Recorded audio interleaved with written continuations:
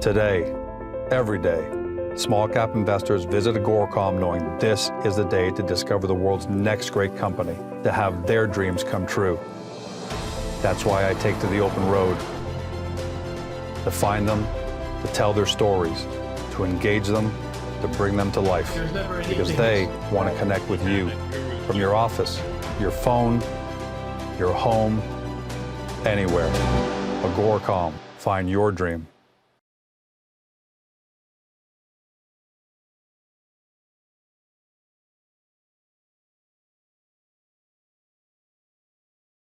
Welcome to CEO Interviews, a production of Agoracom in which we speak with small cap executives about what's going on at their companies.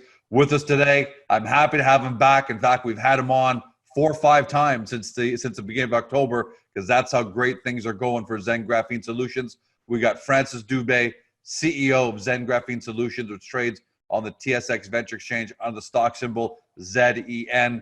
After such a great year, it makes sense for the company and Francis to kind of do a great recap of what the company was able to accomplish, talk about some specific team members and the kind of contributions they made, and looking forward. Francis, welcome back to the show. Can't wait to hear what you have to say. Thanks, George. I always appreciate your time, and I look forward to addressing our shareholders in this year-end recap. So tell us, are you going to go through this chronologically as a recap, or you kind of got to group it in terms of, specific topics or specific subheadings of what the company is up to?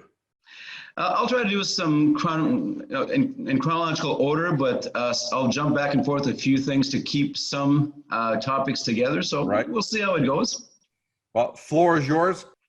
Sounds great, George. Thanks again, and want to wish everybody a happy and Merry Christmas and happy holiday season. We've had a big year at ZEN this year. Our shareholders, we wanted to address you guys and let you know that our team is working for you hard, and I wanted to recap everything we've done this year. Our first news release this year regarded our change of name. So we went from Zenyatta Ventures to ZEN Graphene Solutions. As you know, we wanted a name that reflected what we were and where we were going, and that name change was really significant. One of the items in that news release was the fact that we were looking for processes to transform our graphite into graphene. That was a priority when we started the year, and it's been a guiding priority throughout the year. And we've had multiple news releases throughout the year on that, and we're pretty excited about that technology that we're developing with our partners. The first one there, and I'll jump to May on this one, we signed our agreement with a Canadian university for a process to make fuel-layer graphene, and we ratified that agreement just a few weeks ago in a news release there. And so we're pretty excited about that one. And we're also working with Dr. Chen and his group on a method called electrochemical exfoliation, which is very environmentally friendly, comes up with a graphene oxide product, and it's a very cost effective and environmentally friendly, as I mentioned. So we're pretty excited about that. We just received significant funding from NSERC, a CRD grant for $310,000 over the next 3 years to scale up that process and keep improving it, optimizing it. So we're well funded on that one. And of course, we're also working with UBCO, and they received a grant over there of $75,000 for the production of graphene quantum dots, which will probably be one of our first products we bring out. So that was how we started the year. We wanted to identify the processes that we were going to use. We wanted to license them and start scaling up that process. And so we feel pretty good about our main objective this year. We're going to keep working on these processes, scaling them up into 2020. And we're pretty excited about where all that is going. As we move through the calendar year, the other big piece that we had following that is that we ended up with a news release talking about the industrially viable process to process graphite ore into graphite at 99.8% purity. That was a big one for us. We improved the yield of the process from 75% to 90%. And we also did it with less reagent and less energy costs. So overall, that was work that was done in the first 6-7 months of us taking over. It was a big priority for us. And our project manager, James Jordan there, delivered a stellar report for us, and we're very happy about that. So we're getting a 90% yield on an industrially viable process. So that was a big one for us. The next thing is we did complete our bulk sample. We went up there on an ice road. We built an ice road for the first time. There was a lot of challenges on the permitting side, but we got through all that. We built the ice road. We went in there. We took out 110 tons of material. That's going to lead to about 6.6 tons of graphite, which after processing gave us about 6 tons of material. And we're going to be starting to process that. So that's an 86% concentrate. And now we're going to process that at our Guelph facility into the 99.8% purity graphite, which is a precursor material for all the graphene processes. So we're probably, we're pretty excited about that as well. And we'll talk about the Guelph facility in a little bit. The other one that I really wanted to get going this year was the environmental assessment. Again, we view ourselves as a nanomaterial science company, but the fact is our core asset, our core strength is the graphite deposit that we have that is completely unique, that Mother Nature gave us, that gives us an advantage in the graphene space. So we've got to be able to move that process along on the mining side, and starting the environmental assessment this year was a big step. We had some great results there. We'll be talking about that in a news release in the next little while. And what was smart about that, Francis, is that you actually you started that now so that you could have all these things happen concurrently rather than waiting to do it sequentially and just lengthening the process. So I thought that was a really smart move. Despite the fact that it provided extra workload onto your team, I thought that was a really smart move.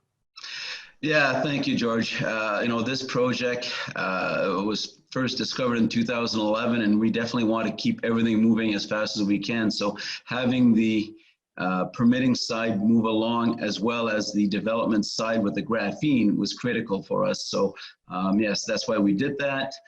So next year we'll be jumping up into the second year of that. We just raised the funds for that. We'll have a news release. We just announced $1 million financing last week, and that's going very well, and we expect to close that next week. So that'll give us the funds to complete the second year of that environmental assessment. And because graphite is under provincial jurisdiction, it's only a 2-year environmental study, not a 3-year as it is for federal programs. So that's all exciting. One of the stars of our team has been the work done at UBCO, the University of British Columbia in Okanagan. They've done tremendous work for us. They're leading the charge on the graphene quantum dot production. We've had some excellent results there. I think they're up to 6 different colors that they're producing. That market for graphene quantum dots is just exploding, George.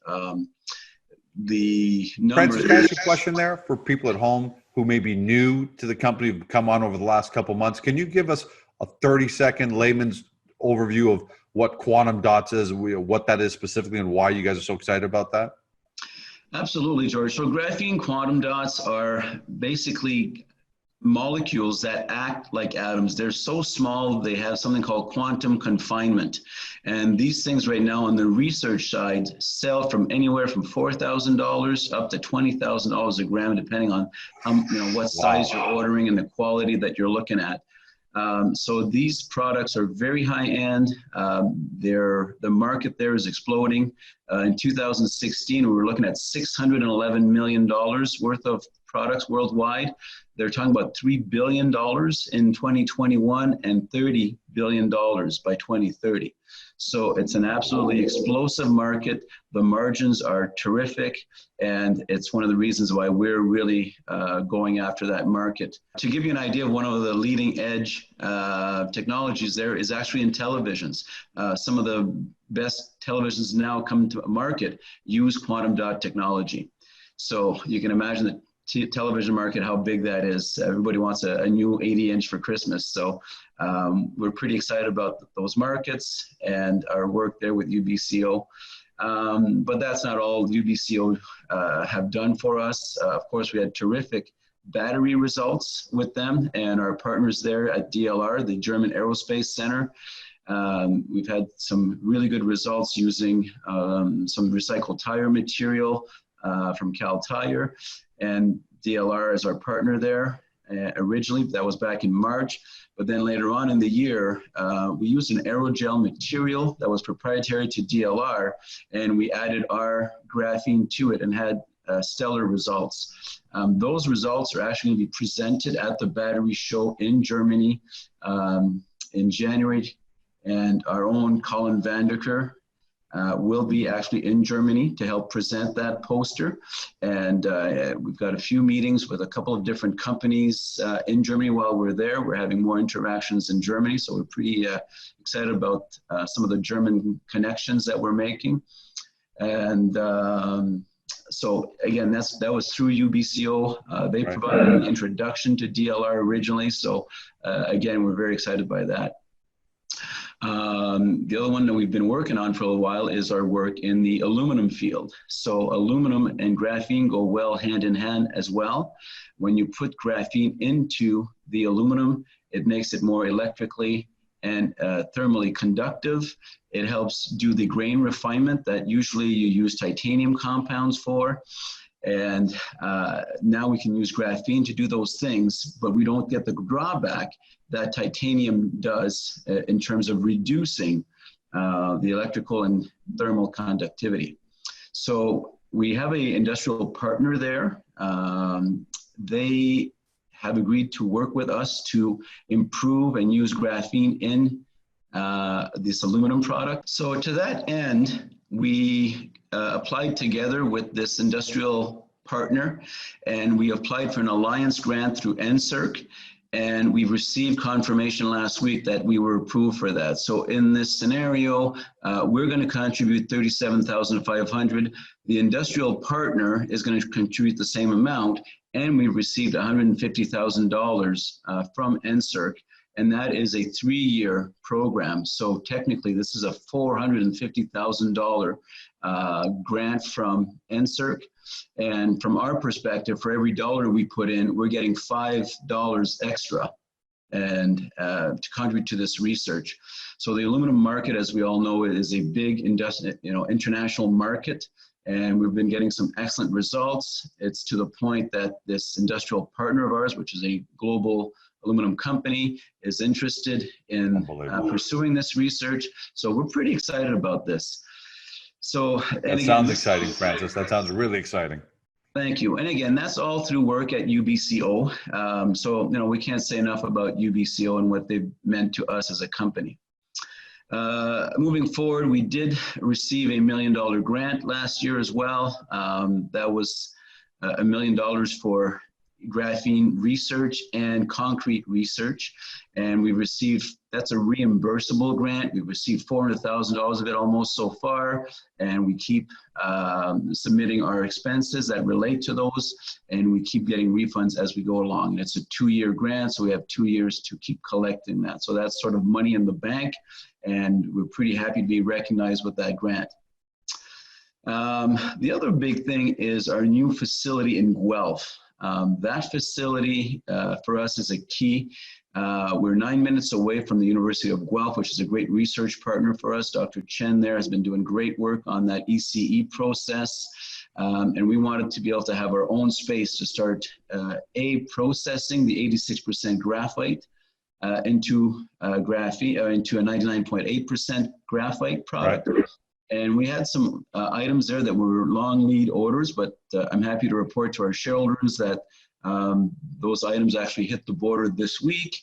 We'll be getting them across the border in the next few days, and then they'll be available for our facility by the end of next week. So, of course, then we have the Christmas break. So we expect once we hit January to ramp up our activities there. Now that the equipment is in, so that's pretty exciting.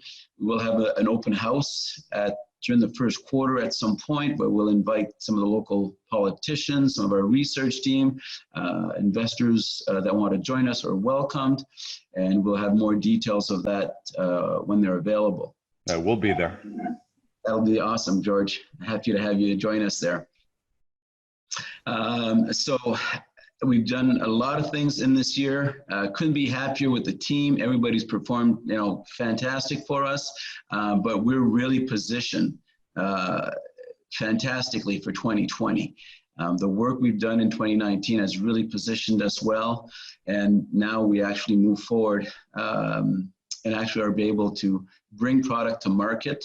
We're going to have a new web store that's on the Shopify platform that should launch in Q1, and we're happy to finally bring some of our products that we've talked about at length to market and start getting some revenue, but also starting to build some relationships with people around the world that are in the graphene space that want to work with us. So we're pretty excited about that for next year. And I want to ask you a question. At the beginning of the year, you were talking about specific verticals, application in 5 specific verticals. Has that focus perhaps now narrowed further because you're starting to see, where the product's developing, where the partnerships are really playing out, or are you expanding your verticals? And in either scenario, what are your top 3 or 4 verticals that you think you guys are going to be able to attack the best and first? Great question, George. Our main priority right now is really to come up with industrial processes to produce graphene, graphene oxide, reduced graphene oxide, and graphene quantum dots. So that's our main focus right now, and we're really focused on bringing those products to market with industrial capabilities. So that's our first and most important priority. Once we have that, and we've been working on the verticals in parallel here, but that's really our key focus right now. But we are, working on these verticals. You've heard me talk about the aluminum, the batteries. We did receive a $30,000 grant through MyTax to work on a polymer called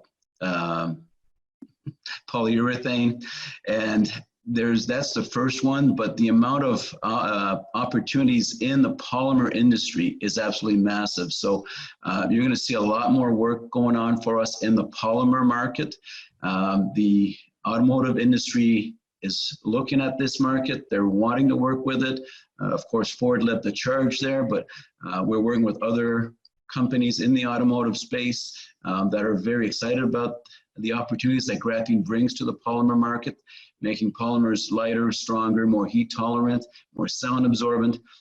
These are all qualities that are exciting to car manufacturers, and the fact that you can get improvements, significant improvements in those 4 criteria with very low loading, creates a great business case for us and for them as well. So that's going to be one of our key markets. We're also looking at desalination membranes as well. We've got some excellent work going on there. Can't talk too much about that yet, but we're pretty keen on that market as well. So, and concrete, of course, is still a massive market. The margins are maybe not as rich as some of these other markets, but these are all excellent markets for us. Yep. But again, our main thing is really to get industrial processes in place to manufacture graphene. That's our first and foremost right now. And as we are successful there, we'll push on the innovation side on these other verticals. And for everyone at home, I'd just like to add, there's a lot going on there, a lot that Francis talked about. And if you're new to the company, you might think, well, that sounds like a whole lot. How realistic can all this be? I think the great third-party indicator here is the number of grants that you guys have received for different applications. That's a third-party, to me, that's third-party validation that you're actually making real progress enough that, either private companies or industries, federal governments. We know in Germany for the aerogel battery tests, you guys applied for federal grants there as well. So that, Francis, tells me a lot. I just want to tell everyone at home that does a lot, that you guys aren't just talking a big game, but other people are recognizing this. Looking forward to 2020, do you have any sense for when potentially you might have your first revenues? And not necessarily that's the highest priority, but do you sense that potentially 2020 is going to see your first revenues come in? Yeah, George. First of all, I'll address some of your comments there. Yeah, we've received a lot of grants lately. I said we've had the $1 million grant, we've had a $30,000 grant, we've had a $75,000 grant, $310,000, and $450 just recently. Yeah, it's unbelievable. So if we're successful as a company, we're going to have an impact on a lot of industries, and we can help a lot of other Canadian companies be better able to compete globally. So when you talk to government agencies, and we talk to all of them, that is something that's not lost on them, and there's a level of excitement in there, and I think we're going to still see more grants in the future and more support from government as we move forward here as a company. So that's a big endorsement for us, but I think the government realizes the impact that we could have if we are successful as a company. You've had a fantastic year. But are there any challenges, any weaknesses, anything that keeps you up at night that didn't go as planned? Which would be normal, but it behooves me to at least ask that so we don't, because people at home might be wondering, okay, did everything go perfectly, or were there any stumbles along the way where things didn't work out as planned? George, honestly, everything's been great. Sometimes as a CEO, you'd like things to go faster and push harder, and we always push our guys harder, but the science community, there's a certain rhythm there, and you can only work with that rhythm. You could get it to work faster, but it costs more money. So we're dancing a little bit on, trying not to dilute the company more than we have to, and trying to make the science move as quickly as we can. So, but other than that, no, it's been stellar. We have a small team everyone's brings something different to the team. We've got a great board of directors. We've got, Peter Wood and James Jordan on the management side that are terrific. Colin on the research side, working with the universities, and even on the business side, he's been very helpful. Monique's been our outreach coordinator, so she's been working with a lot of these government groups that we're talking about, that we are getting successful responses and attention from government. So I couldn't be more proud of the team. It's been great working with them. It's a family right now, and we're really excited for what 2020 is going to bring.